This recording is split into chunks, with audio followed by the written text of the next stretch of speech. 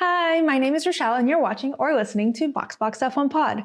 Welcome to Imola. Super excited to discuss today's episode. We saw the end of Oscar's winning streak. Not that I'm excited about that, but I am excited to have seen Max win in such a spectacular way. There was a lot of strategy stuff going on, lots of stuff on track, lots of stuff off track. There was a field trip to the Emilia Romagna Grand Prix, which was, I feel like that might be unprecedented, honestly. But anyway, we're going to discuss all of that. And I'm very excited to say, if you are watching, we are cooking today. So I'm going to be making pasta aglio e olio. I'm sure that was fabulous.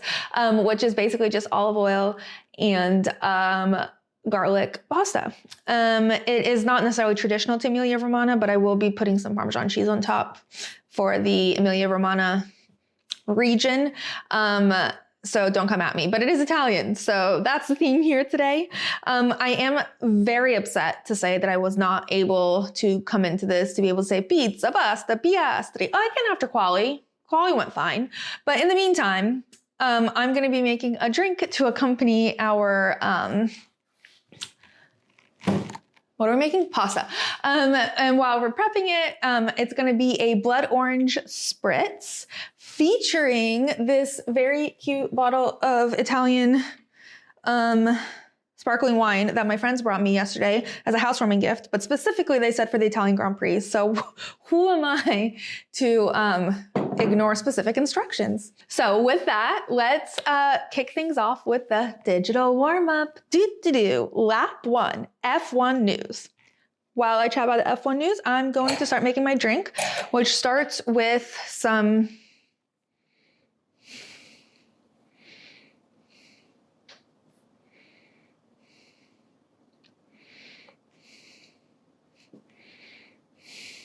normally, I would be using Campari or Aperol. I do not have either yet, so instead I'm going to be making this a little less Italian and using triple sec. But the vibe's still there. It's just a little less bitters energy. So I'm going to put that in. And the first thing that was huge in the F1 world is that the FIA is reconsidering their stance on swearing. Well, not really, but they have decided to reduce the base maximum penalty from 10,000 euros to 5,000 euros, which is so generous of them.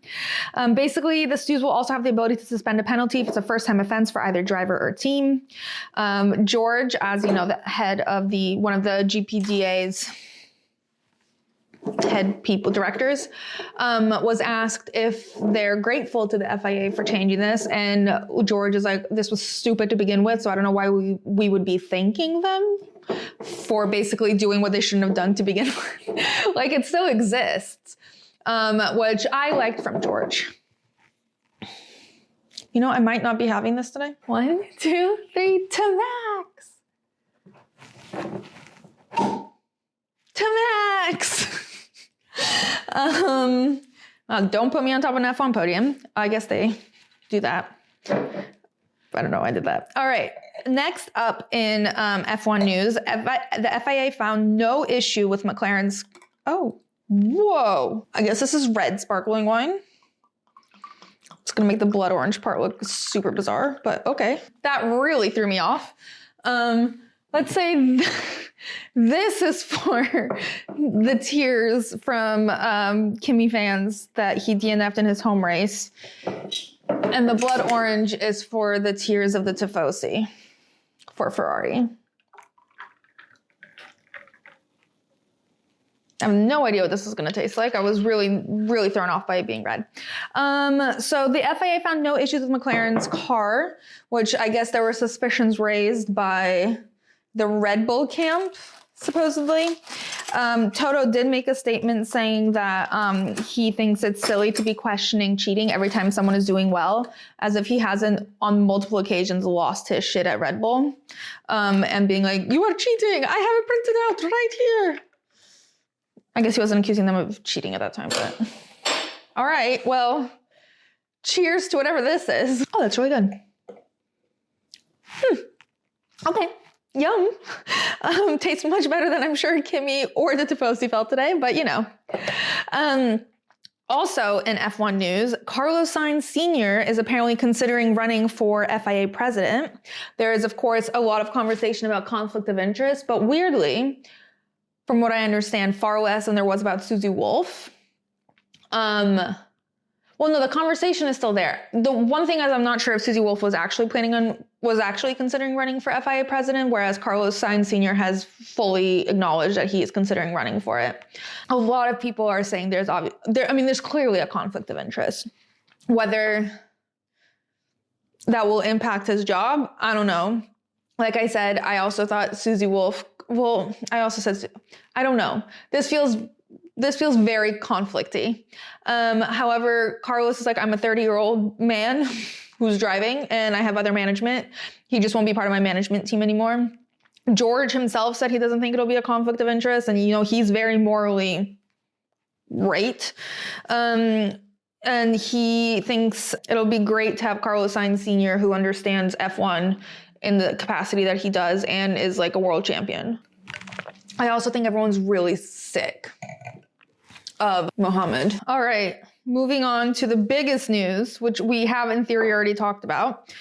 Jack Doohan and Franco Colapinto swapping. Now, I added this into the last episode and I discussed it quite thoroughly, my opinions on it, which are, to sum up, I think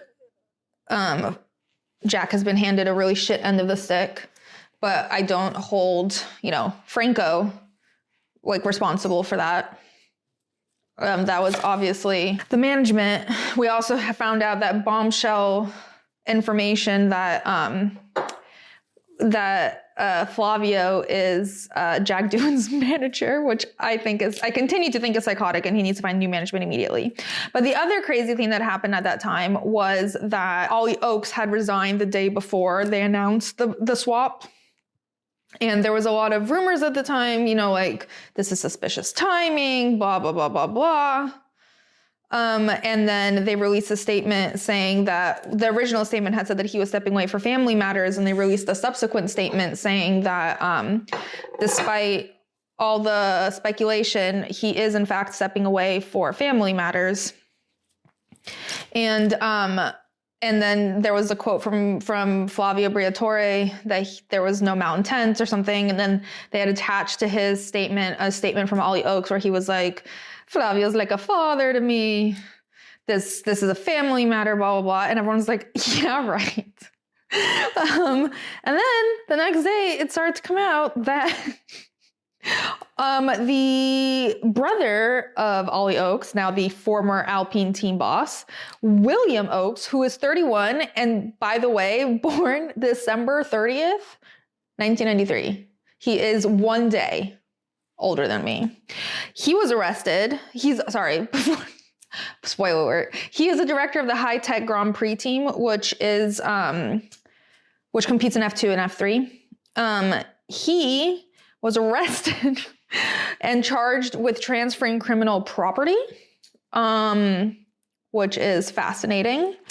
And he was found with a large stack of money or something like that, which, first of all, insane. Second of all, I want to almost a little bit apologize to Flavio, because I was like, there's no way there's a family matter. And clearly there's a family matter. However, I don't want to apologize that much because I think it's convenient that there's a family matter. And I still think it stands that Ollie was much more on Jack's side and defending him, and that his departure, I don't think Jack would be gone if he was still there, is my guess. And so this was a convenient turn of events for Flavio. Convenient. To get the team to where he wants it to be. And I still think it's bullshit that Ollie sees Flavio Briatore as a father. By the way, I don't remember if I talked about it last week, so I'm just mentioning it anyway, but there was a full-on, the announcement of Franco joining the team took the form of this extended mini video of a truck driving through the roads and arriving at this apartment, assuming in Argentina, and Frank opens the door in a bathrobe, And they hand him a box. And in the box is his new helmet, Alpine helmet. And he's like, whoa. And that was how they announced it. But that came out after, obviously, we knew what happened. All right, lap 2, off-track F1. So some leftover Miami content was that on the grid walk, Brundle had talked to Jack Whitehall, who said that he had just had espresso martinis with James Vowles.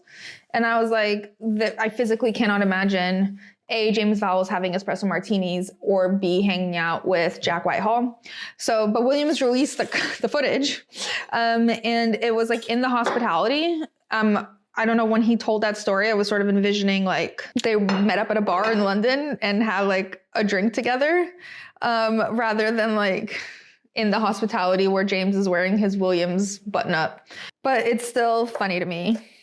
I feel like potentially Jack Whitehall is like James Vowles, but like if James Vowles had been funny. Also, more onboards from the Lego race were released, and there was one clip of Kimi picking up the phone in the middle of the Lego race. He's like, hello? And Lewis like clocks him answering the phone, and he just starts cackling and pointing and like filming a video and like being like, you look like you're on a business call, which he kind of did. It was comical that he picked up the phone. Also, another video got released where the drivers' rankings were released, I guess, in terms of fans. And I think Carlos's ranking was 90 and Lewis's was 89. And it was so funny to see Williams's reaction to that. Carlos was like, wow, I'm ranked higher than the GOAT. And Alex was like, he replaces you, then you rank higher than him. And he was like cackling, just letting his I said cackle a lot. They were like more giggle than cackle, but you know. Alex just let all his intrusive thoughts win. The woman interviewing was like, okay. And Carlos is just looking at him, like shaking his head, but grinning from ear to ear. Clearly found it fucking hilarious, but was trying to save face on camera. All right, so then we had a new driver in the paddock, and his name is Franz Herrmann. Franz Herrmann earlier this week did a testing session in a GT3 car at Nürburgring, the Nordschleife or something like that, which is like part of the Nürburgring, which is notoriously one of the most dangerous and most complicated circuits to race in the world. It used to be part of the F1 calendar, but like people were just dying too much, so they took it off. What do you know?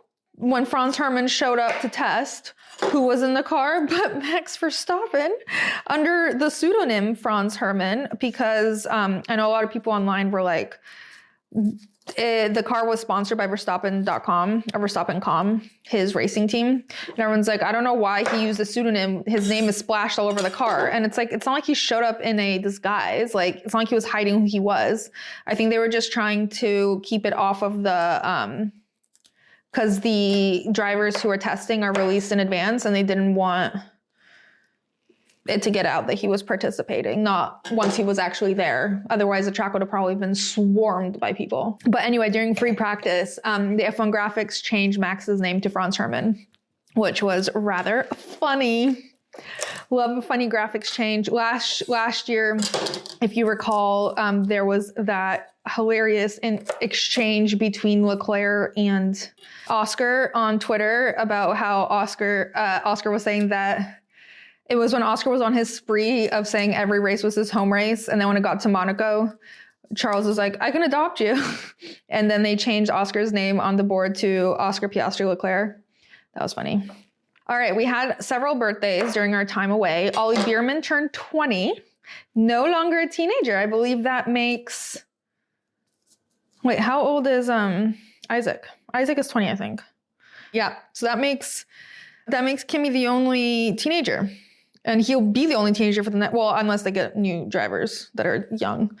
but he'll be a teenager for a while yet because he's just a baby. At least he won't be in school for much longer. And then, not really F1 birthday, but F1 adjacent, Martin Garrix, the DJ, turned 29, and Lando attended his party. I guess that means that Lando won the Martin Garrix F1 BFF competition, because that man was friends with like the entire grid for a while. And then in other news, Carlos became the new face of men expert for L'Oreal.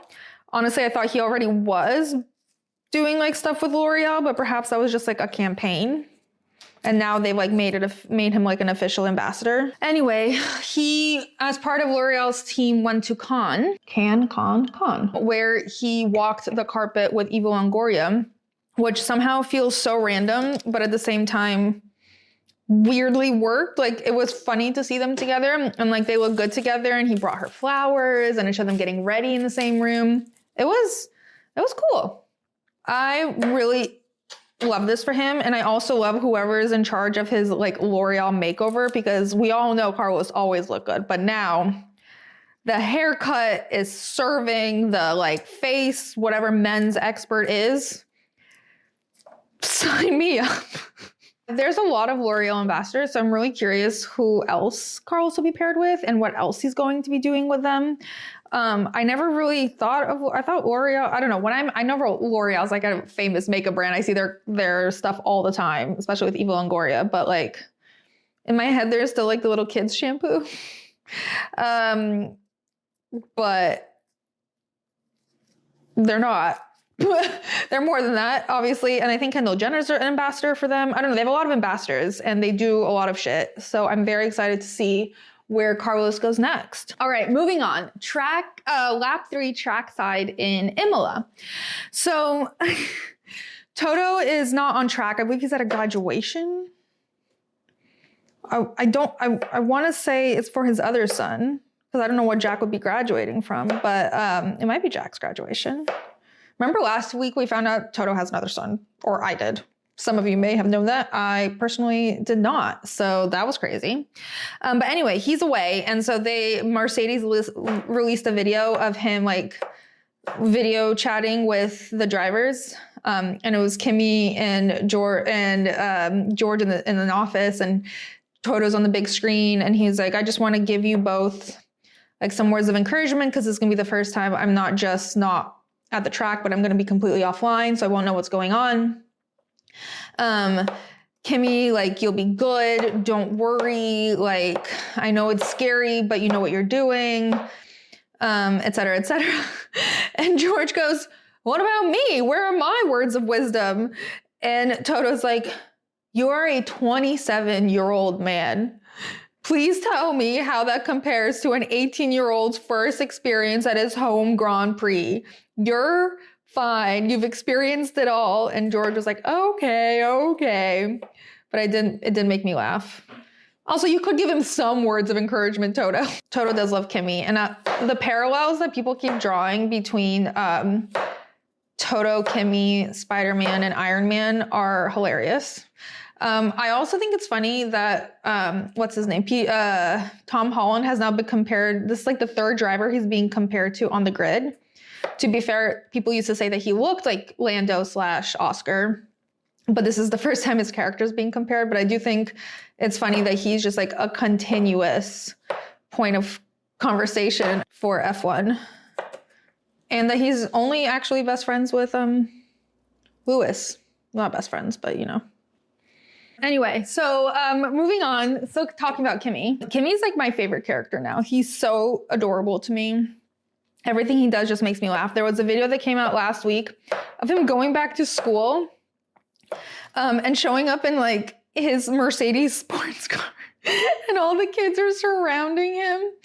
And I swear, I don't know, that move would be so douchey if anyone else did it. But I feel like Kimi doing it, it's just endearing. No one like is like, oh my God, there he goes again. But like, also imagine what kind of romance book that could be. Formula One driver, still in school, high school romance, girl thinks he's cocky and full of it. And then they meet and she realizes he's just shy and just like super talented and has to do this, but really he just like is a math nerd. And they fall in love. That'd be such a cute little high school romance book. Anyway, my favorite thing though is that after that, on Thursday, Kimmy brought his whole class to the Grand Prix. They all had little passes. It was like 15 or 20 of them. They were all dressed in Mercedes gear. He took them around track. There were videos of them like playing soccer outside of the motor home. And it was just like, they were in Mercedes just infiltrated by a bunch of kids. It was so funny to me. And there was a video of Valtteri saying hi to some of them. Valtteri has never looked so old, honestly. It made George look old. Like, he's a decade older than these kids, and it showed. It was so funny. But my favorite part was the joke that people were making online that Kimmy's biggest accomplishment today is not being the youngest to lead a lap or the youngest to be pole sitter. His biggest accomplishment so far is getting a group of Italians to wear Ferrari's rival merchandise. The only thing I wasn't sure is it seems like they only visited on Thursday. Like, I hope he got them tickets to the actual race and they didn't, like, it's still fun to visit and everything. That is a great field trip. He's not wrong. There was like a whole bus of them also, by the way. They all took a school bus to the track. I know they live super close. He's from Bologna, which is nearby. But I really hope they got to actually attend the race. And I did see a TikTok, I'll link it, from one of the actual classmates. The girls seemed to adore him. They were all taking pictures with him. He was showing his helmet to his classmates. It was so cute. It was honestly one of the most wholesome things I've ever seen. If this wasn't an insanely dangerous, difficult sport, I'd be like, let's get more kids into F1. It's cute. Like it's some sort of PBS show. Anyway, I can't talk about Italy without talking about, I know we've got an actual Italian in here now, but Leclerc still takes top ranking, I think. The Tifosi, I just love seeing how much they love him there. No matter what, Charles is Jesus. He is their little Jesus. There was a clip of him, like him in Monaco and him in Italy. I just love that he's just won over 2 nations, like single-handedly, with just a look of his face. Oh my God, I saw the craziest meme. It was like, Charles visited an orphanage, quote, "It was just heartbreaking to look into those sad, helpless eyes," said one of the children. I just feel like the entire world is rooting for little Charles and things just keep not going his way. Everything just keeps going tits up for him. No matter what. Tits up is bad, right? Because that's what I bet. If tits up is good, then JK. Anyway, there was I saw a video where all of the stands were chanting, "Ole, ole, ole, ole, Leclerc, Leclerc." Italians love a chant. Also, Europe in general loves a chant. Our chants are so dumb in comparison, honestly. I know ole, ole, ole is not like crazy inventive, but it's more fun than like 2, 4, 6, 8. Who do we appreciate? Charles. No one wants that. All right.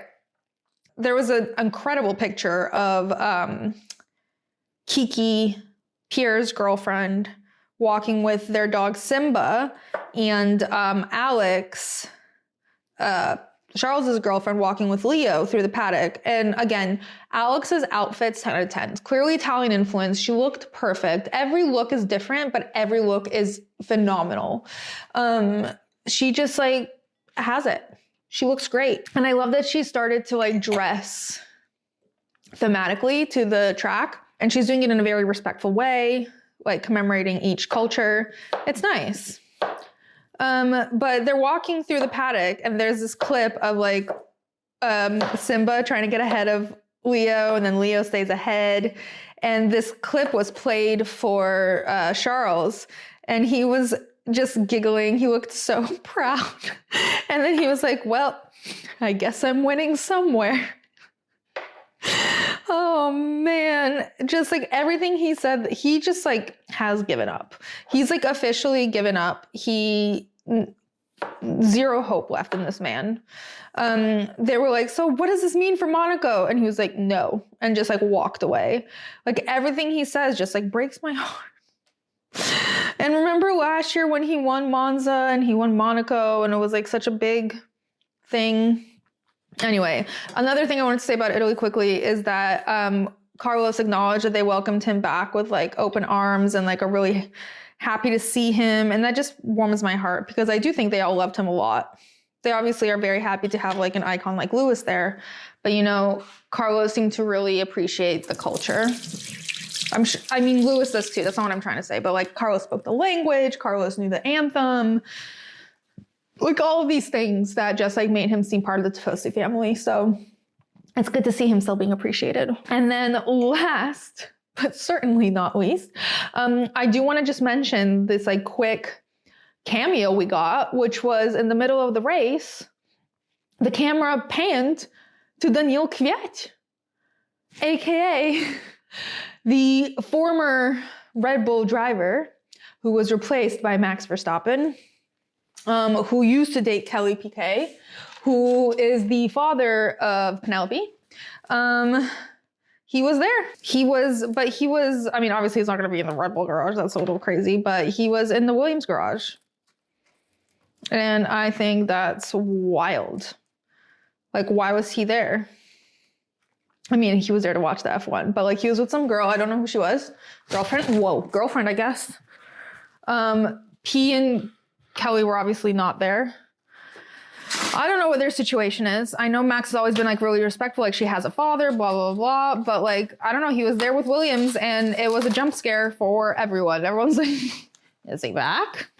Is he not? Anyway, that concludes the digital warm-up. On to analysis. Okay, so on to analysis. Quickly before we get into actual race, I wanted to talk about Yannick Sinner, the tennis player who just won the Italian Open. And in his speech, he thanked his brother because he was in Imola watching F1 instead. I giggled. Okay, anyway. So quali, Yuki crashed terribly, like terribly. His car was like just smooshed completely together like a can. And he was okay, thank God. Everyone asked if he was okay. Max in the post-quali conference was like, I asked if he was okay. They said yes. And then I saw the replay and I'm like, is he okay? But he was okay. He popped out. Thank God for the halo. But additionally, Franco crashed and it was also a pretty bad crash. But since that obviously impacted their races, Yuki failed to set a qualifying time, so he was racing under the stew's discretion. And Franco was penalized 1 point for failing to follow race director's instruction for some reason, but he also crashed. Charles's post-quali media pen interviews were, that might be too much. Whatever. Were a bit depressing. He basically was like, he gets asked how hard he's going to fight. And he was like, well, I'm going to fight very, very hard. But at the moment, I can't do miracles, which broke my heart. And then like questions like this also make me really question the nature of like sports journalism because the questions are so stupid. I'm just like, how are you why are you asking this? How do you think he feels? He just qualified terribly. Like Ferrari did absolutely terribly. You think he's jumping for joy? Like, what do you think he's feeling? And then this one made me laugh. Carlos basically got told that he had qualified both Ferraris, and he grinned so wide. And Natalie was like, try not to smile too much. And he was like, I mean, of course, this makes me very happy, blah, blah, blah, blah, but you know, it doesn't mean anything, something along those lines, but it was so funny. He just started smiling from ear to ear. In the post-quali press conference, George just starts eating a banana and Oscar's like in the middle of answering a question when he pulls out this banana and he's so distracted, he like cannot focus. He was like, could you please just like keep your banana away from me? And George just like leans in super close with the banana. I don't know why he was eating a banana in the middle of the quali conference. Anyway, so the starting grid is Oscar Piastri, followed by Max, George, Lando Alonso, Carlos, Alex, Stroll, Isaac, and Pierre. That's the top 10. By the way, Pierre hit a bunny in practice. I mean, he definitely killed the bunny, which is horrible. Anyway, then in P11 is Charles, followed by Lewis, yikes for Ferrari, followed by Kimi, Gabriel, Liam, Colapinto, Nico, Esteban, Ollie, and Yuki last. All right, so the start, by the way, there's this man called Davide Valacelli. I don't know, he's an Italian commentator, and he gets brought in for the Italian races, and he's so funny to me. He's like my literal favorite. He talked to Alex, and he was like, you know, we really like your aggression with your radio this year. You're so aggressive. It's so nice to watch. And Alex like, well, I hope you like me when I'm not aggressive. And he's like, we like you all the time. I don't know. He was so funny. All of his commentary was just 10 out of 10. He like loves F1, his everything, his whole aura. He bring him in for more. Why does he just have to be in Italy? He was about the start. So basically, Oscar obviously is in the lead. They take off. Max doesn't have the best start, but somehow by turn 1, he pulls off the most it's like the move he's been trying to do all season and not succeeding. And here he executed it so flawlessly. The way he placed despite the start, he was able to look around, see where everyone was, positioned his car in a way that blocked George on the outside line, but also left enough of a car's width so there was no issues, but Lando still couldn't necessarily get through. And then just like the touch of the race pedal. And it was just phenomenal. It was so good to watch. Everyone was, I mean, I haven't watched F1 this long, but a lot of people were like, this was the best start I've ever seen. Like the best move, turn one start, like incredible. And it's what we all know he's been capable of. And it's like, it has the same aggression he's had in the past, but it was executed flawlessly in the way we knew he could do it. And it was just 10 out of 10. It was amazing. And that honestly won him the whole race. Yes, Red Bull in general did really good. They had great strategy. They didn't falter once. They stuck by their guns. Like all of that was great. But without that one move and like following through on it, we would have never been where we were today. And that's just down to Max being incredible. Yes, they got lucky with the virtual safety car. He happened to be right next to the pits. He got to pit. All that stuff. All of this stuff could have gone awry, but it didn't. And it's because he's just so good at his job. He's just such a good driver. And we all know his car is not as good. I know a lot of people argue otherwise, but we all know his car is not as good as he is a driver. His car is mediocre at best. Second, probably third on the grid. No, probably second. I don't know. I guess it depends, but like it's definitely not first. McLaren is above and beyond any other car on the grid. And for him to continue to challenge both McLarens every week is so impressive. Because if it was just down to like the car, he would not be second and third. But Max's strategy sort of leads us into Max's performance leads us into McLaren's strategy, which was, it kind of feels like Max executing that turn really threw McLaren through a loop. And they were like, huh? Like, what do you mean he's just like ahead? Oscar said himself he wasn't really expecting it. McLaren definitely wasn't expecting it because they usually aren't expecting things. And they ended up hitting Oscar way too early and like threw them off their game. And just everything just went from bad to worse for Oscar. And all things considered, luck was not on his side. Max was better than him. His tires were just always dying. And somehow he still finished third. Is super, super impressive. Honestly, if there was like 2 more laps, I don't think he would have survived. But there weren't 2 more laps. So he did, in fact, survive. And finished on the podium, which is an incredible result. I think after 3 wins in a row, it kind of doesn't feel that great. But regardless, he had a great race. Literally 0 mistakes. Everything that went wrong was not in his control. McLaren did make a mistake with his strategy, pitting him so early.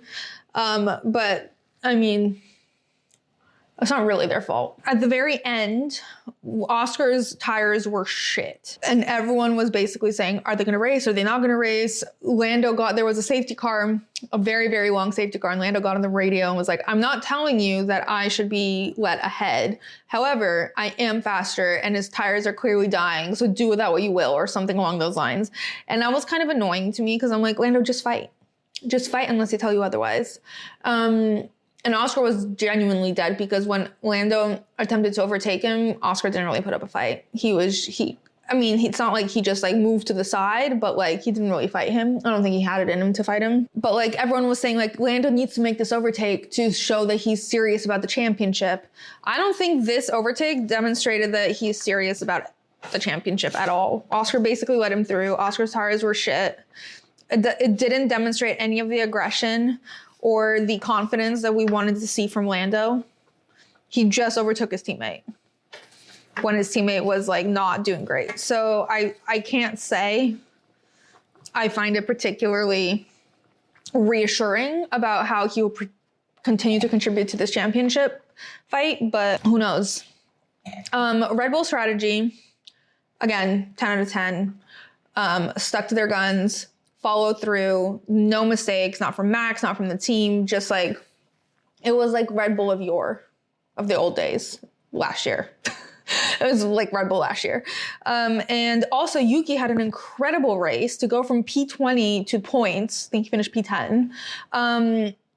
Amazing work. And his stint on the hard tire helped inform what Max should do. So he also helped his teammate. So honestly, this was a great race for Yuki. Despite like that horrific crash yesterday, he persevered, thrived, and helped Red Bull finish the way they did. So good for him. Other successes, while Ferrari qualified super poorly, that was basically the only thing that got in their way today. They had great strategy. They actually had pace, especially considering where Lewis ended up placing. Charles also had a great race, but unfortunately got screwed by the virtual safety car and then had that issue with Alex, which I'll get to in 2 seconds. But like the craziest part was when Charles had a great strategy idea. And he pitched it. He wanted to switch tires, and they basically like, we have no tires left for you. And it's just like so annoying to hear. Like, what do you mean you didn't consider like saving the tires for this moment? Like, how do you not have any tires left? And so basically he had no choice but to continue on with the strategy with no strategy, really. He just had to try and execute. Okay. Hello.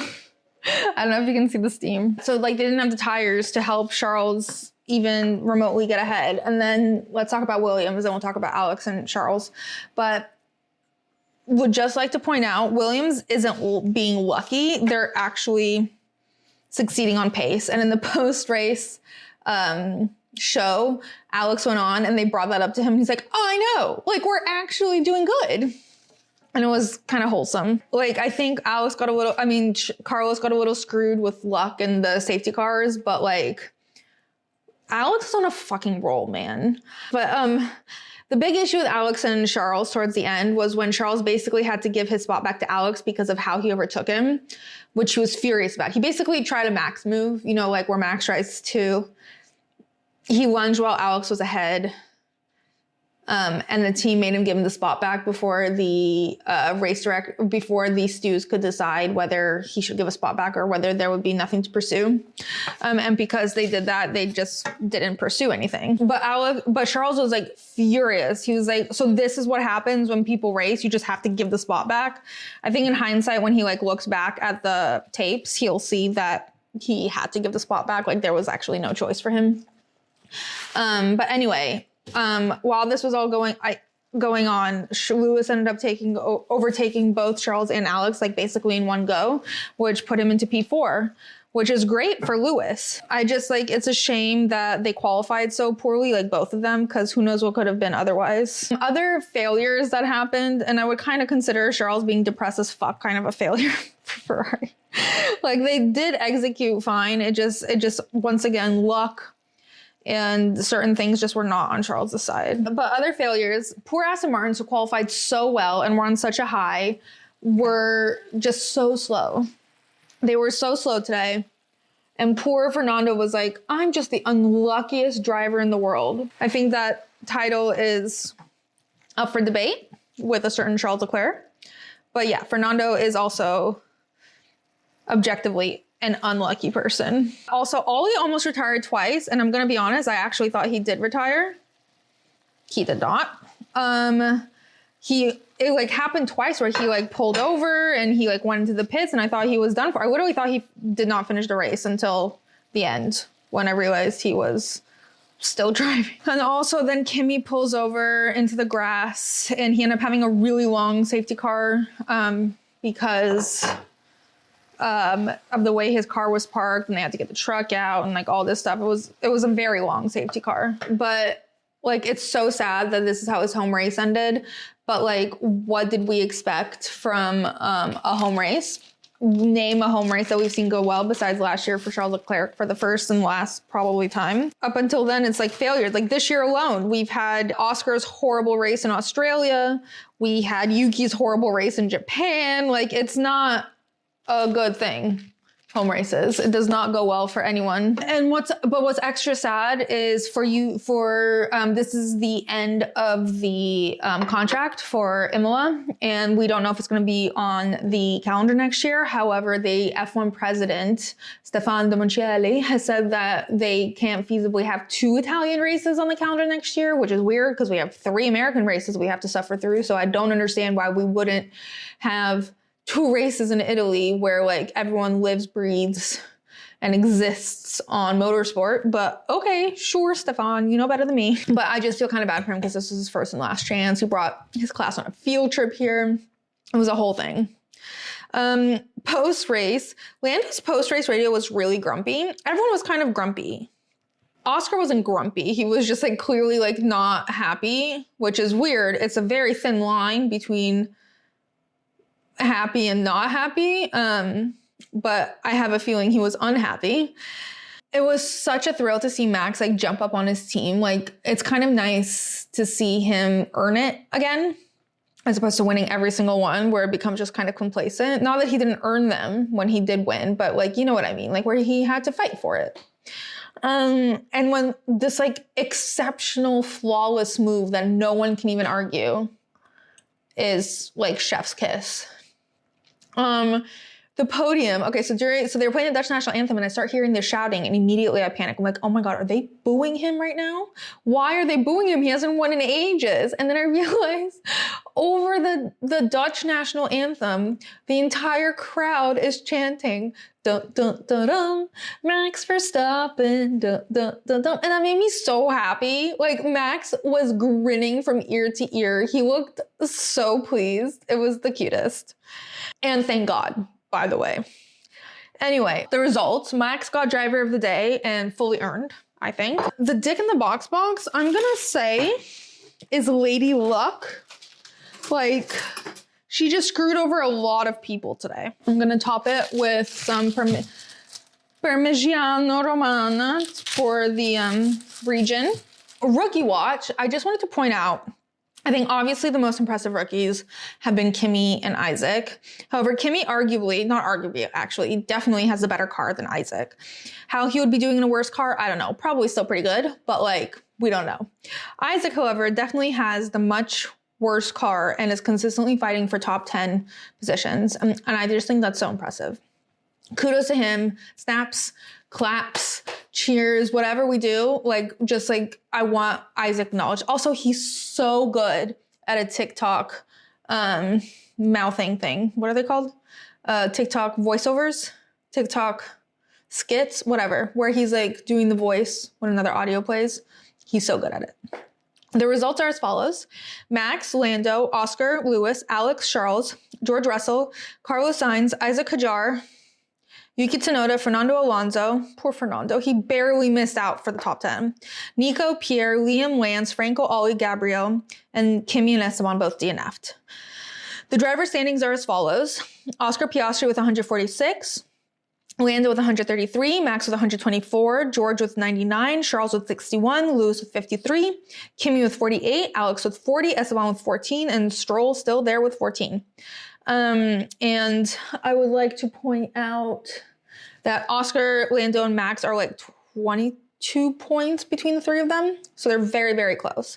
And I would also like to point out that Fernando has not scored any points this year. And my heart breaks for him. Constructor standings are McLaren with 279, Mercedes with 147, Red Bull with 131, Ferrari with 114, Williams with 51, Haas with 20, Aston with 14, Racing Bulls with 10, Alpine with 7, and Kick Sauber with 6. And that's it for the Emilia Romagna Grand Prix. And this is my pasta again. And my little, wow, what a image. Anyway, this was the first of a triple header, so we're headed to Monaco next. If anyone has any ideas what to cook for Monaco, hit me up. I do not know what to make. But until then, make sure you follow, subscribe, share with any potential boxes, and follow along on social at BoxBoxF1 to keep up in between races. And until Monaco next week, box.